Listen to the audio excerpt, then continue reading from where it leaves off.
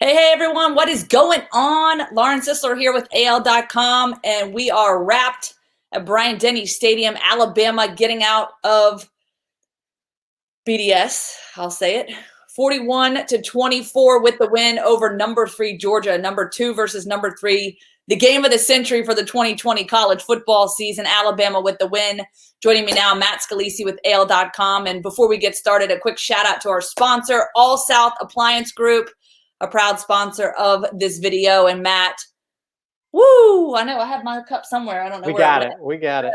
You got us taken care of. That's right. Well, first of all, I'm looking at the clock and it's 10:45, and I'm like, whoa. This old person over here is this is late for me, man. This is late, but I think what. Yeah, I'm not too big on these late kicks either. I'm a dad. I've got kids trying to go to sleep 2 rooms down from me. But this is how it is this year. We're happy to get any kind of football.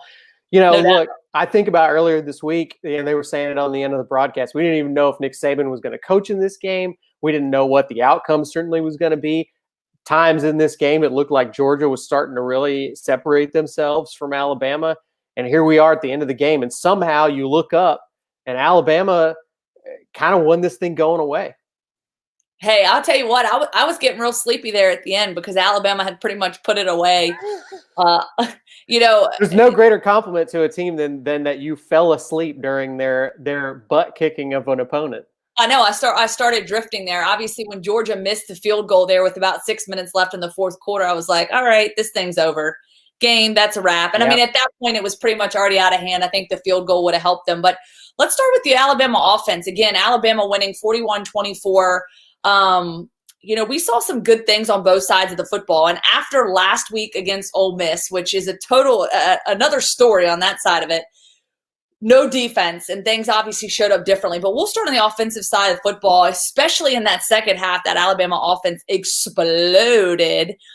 Just your overall thoughts on how the offense performed tonight against a Georgia defense that really is tops in the SEC and tops in the country. Yeah, I mean, it was a much bigger challenge than last week. Alabama scored whenever they wanted to a week ago, and they had to because they were playing an offense that they couldn't stop. And, it really did look early on in this game like it was going to play out a little bit similarly to last week. And then the dynamics started to change a little bit. In terms of the offense, the points were a lot harder to earn this week, obviously. And I think that Georgia had a pretty good plan for Alabama. They were very aggressive. They came after Mac Jones. I think Mac did make some mistakes under pressure in this game. And anybody's going to when they've got players like that Georgia front seven has bearing down on you. But all things considered, a really, the end stat line, not that much different than a typical Mac Jones blowout, 24 for 32, 417 yards, 4 touchdowns. He did have the interception at the start of the game. But, I mean, Mac Jones, I think if you'd watched most of this game, you would have said Mac looked like he was struggling for big parts of this game. 417 yards and 4 touchdowns at the end of the game. I mean, it's hard to even imagine where it all came from. That sheet at the end, I was like, that to me definitely stood out because there were times where he definitely just, I think he kept his poise and his composure through much of the football game, but you could sense that frustration from him and just sort of, just from the offense as a whole, as things kind of sputtered there, especially in that first half. And, I think there was definitely some frustration, but they were able to pull it back together in the second half. But he never tried to force things. He didn't get impatient. And I think, look, you hate to compare I was about young guys, but Stetson Bennett, I think, Stetson Bennett, you see as the game goes on, a guy with, maybe a little bit less game experience than Mac Jones did get frustrated. And the frustration, I think, affected his play. He started making throws he probably should have known better than to try and make, held on to the ball a little bit too long. Those are the things that happen to you when you start to get frustrated and you start to lose hope that you're going to be able to control the game. And Mac Jones never really lost his cool, even when things were not going well for Alabama. And I would point to particularly the drive right before halftime that, look, it's hard to celebrate a field goal these days when Alabama's scoring 50 points a game, it feels like. But that field goal felt really important, not for a number of reasons. I think one, because Alabama had just given up a touchdown, and it really felt like Georgia was starting to take control of the game. They were going to get the ball coming back out in the third quarter. And, Mac Jones very quickly, methodically drives the team down the field, gets them into probably what would not be considered field goal range any other year of the Saban era at Alabama. But apparently, Will Reichard is a pretty good kicker. Another kind of shocking thing for Alabama fans to try and get their head around. They might actually have a pretty good field goal kicker. And you could just, to me, you could just sense it. I think Kirby and the Georgia players that had already gone to the locker room were annoyed. They were frustrated by how that half ended. And the Alabama players were fired up. It really felt like a momentum shift in the game. Yeah, I agree with you. And I think that even Nick Saban's reaction, they showed his reaction as they were going into the locker room from the field goal. And by his reaction alone, you could tell that was a big deal for them. And obviously you think 3 points versus 7 points, but in a game like this, having that going into the locker room, I think definitely flipped the script for them coming out in the second half. And obviously as the third quarter rolled on, we saw kind of a flip-flopping of scripts there, especially on the offensive side of the football. Stetson Bennett, 18 of 40, 269 yards, obviously 3 interceptions. He was just making some poor decisions there in the second half, obviously trying to throw it, force the ball. You could just tell he was really uncomfortable. And I think that the pressure was starting to wear on him. And I think that's where we really saw the difference in these two quarterbacks, in my opinion, between Mac Jones and obviously Stetson Bennett. Just, again, the comparison, it's hard to compare the two, but at the same time, they're leading the football team, obviously the offensive drive, and things just started to kind of, go downhill for Georgia. So from the defensive standpoint, I think that's what's interesting. So last week we saw an absolute track meet against Ole Miss, and the defense didn't show up, right? Everyone's like, where is this defense? And we knew coming into this matchup that was going to be critical for this team going up against Georgia. And what Georgia has been able to do, for the most part, pretty consistently throughout the season on the offensive side of football with all the weapons that they have as well. And, I think Alabama's defense, they showed up when they needed to, obviously forced turnovers. They got pressure. And, overall, a fairly good performance, a much improved performance, still plenty to work on, but much improved performance. And I think Alabama has to be pretty happy with that one. Way improved performance, I would say. I mean, look, that they're definitely a different defense, right? I think I'm sure there were a lot of Alabama fans screaming at their TVs tonight, saying the same old thing from last week. And there were moments where it did look that way. We're seeing people here in the chat right now saying, "Oh, I'm not sure about Pete. I'm still not sure about Pete." Man, all about Pete, y'all. All I'm gonna say is, and schemes are a big part of it.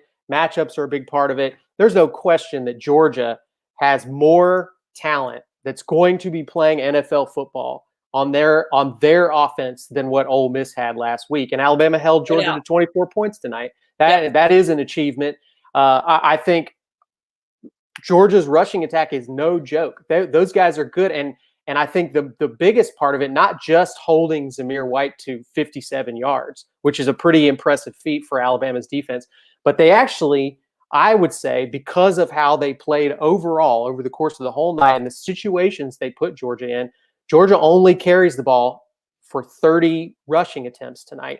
That is not Georgia's game plan to beat Alabama. Alabama forced Georgia to play an offensive game plan that they did not want to play, that does not benefit them, and they put the ball in Stetson Bennett's hands 40 times tonight to try and make passes. And that is not Georgia's plan for success. Not against Alabama or really against almost anybody else. They are a run first team, and they did run first tonight. And a lot of that has to do with the looks that Alabama's defense gave them. And they sort of dictated how Georgia had to play for much of this game.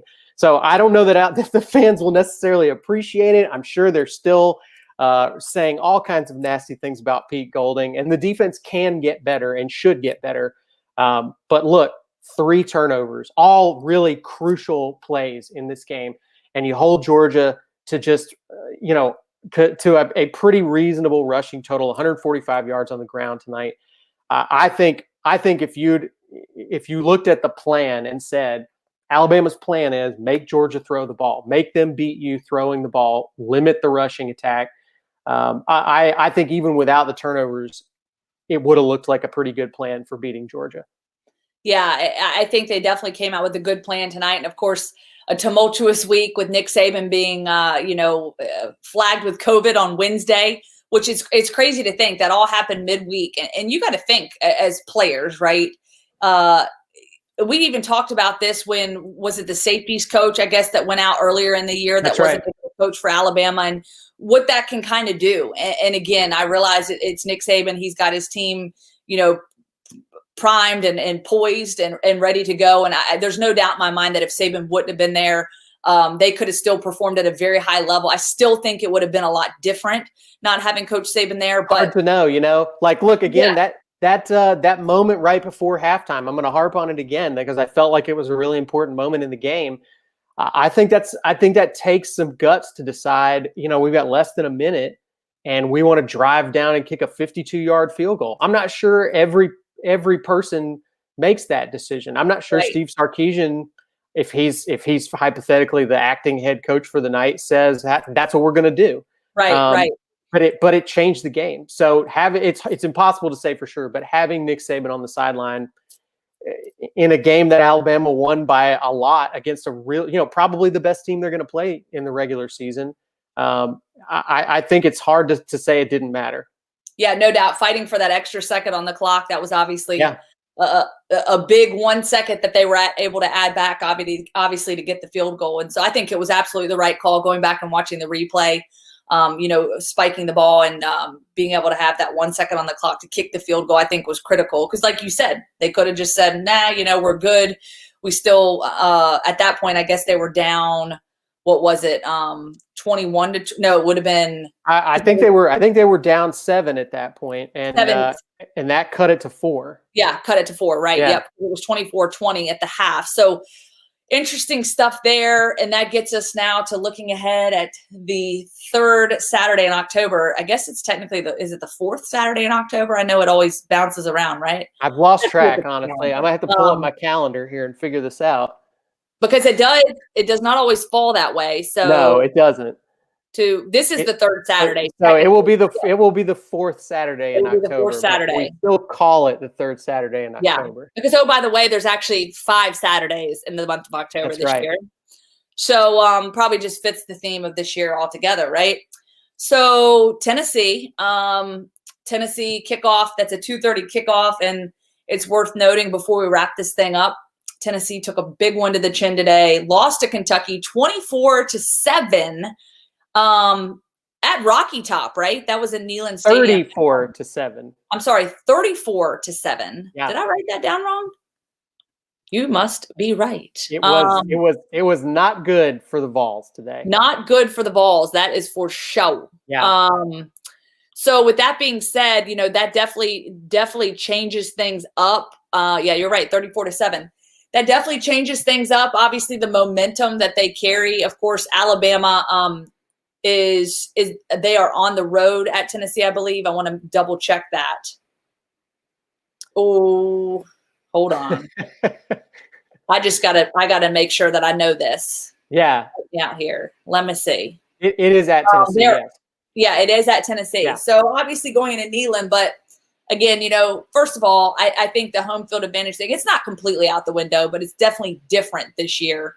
I have not had a chance to go into Bryant-Denny Stadium yet and cover a game there this season. So I couldn't tell you what that noise factor looks like. Obviously haven't done it at Neyland either, but all that to say, Tennessee now 2-2 on the season.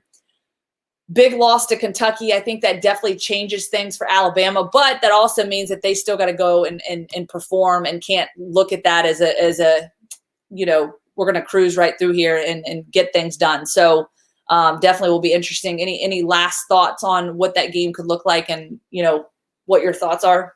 Yeah, well, look, Tennessee at this point is having an identity crisis, and this is the worst possible time to be having it, is going into your game against Alabama. I think they are a team that does have some really talented guys in certain areas of the field. I don't think that they are nearly the team that Alabama is talent-wise overall. They have some guys individually that can make great plays. They have a coach who really understands what Nick Saban does and what Steve Sarkisian does pretty well. So I think Tennessee's going to have a good plan ready. The question is whether they can execute it or not. I think what we saw today is Tennessee had a bad day, but Kentucky is a good defensive team, and they're aggressive, and they get out there and make you make mistakes. And I think that actually we started to see a little bit of that from this Alabama defense today. So I do think that, again, brace yourselves, Alabama fans. You're probably not going to pitch any shutouts this year. You're not going to keep anybody totally off the scoreboard. But if you can make big negative plays like we saw towards the, in the second half of this game, getting after quarterbacks in the backfield, maybe force some bad throws, tip some balls, and come up with some turnovers, you can really give Tennessee a terrible day.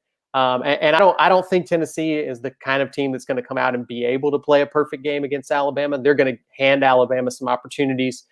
And I think that this is going to be a relatively easy win for Alabama, would be my expectation. But it's been a weird year, so who knows? I think Alabama probably has to feel very good about where they are at this point in the season. They've had 2 really tough weeks in a row. I don't know that Tennessee's going to make it too easy on them, but I think it's going to be a little bit of a breather from what they had to face with Ole Miss and Georgia in terms of just having to really play their hearts out for at least 3 quarters. Yeah, I got to tell you, a very weird day. Obviously, Texas A&M ends up pulling out the win. South Carolina gets the win over Auburn, 30-22. Of course, Kentucky wins. Arkansas beating Ole Miss 33-21. I thought that was, of course, an interesting one. And then, the LSU Florida game postponed, as well as Vanderbilt, Missouri. So definitely a strange week in the SEC. And I did want to point out too, Lauren, I tweeted this earlier, but every single game in the SEC today featured a former Saban assistant coaching at least one of the teams in the game, including the Alabama-Georgia game. Wow. That's interesting. Okay. So the Saban tree has officially grown out into every single game that was played in the Southeastern Conference today. Yeah. The foliage is full as we're in the fall. Right. The fall foliage. The Saban internship program is in full effect right now. Indeed. Well, that is a wrap as I am ready to go to bed. Yep. 41-24 Alabama pulling out the win. I'm going to tell Lauren the thing she always says to everyone else on the road when it's late at night, which is night termite. Yes, night termite. I was going to say it. You said it first. I stole it. Termite. Yeah. Hey, thank you, Matty Ice. Appreciate you. And we also appreciate our sponsor, All South Appliance Group, proud sponsor of this post-game show, inviting you to visit us online at myallsouth.com or at any one of our showrooms across Alabama, Tennessee, and Florida.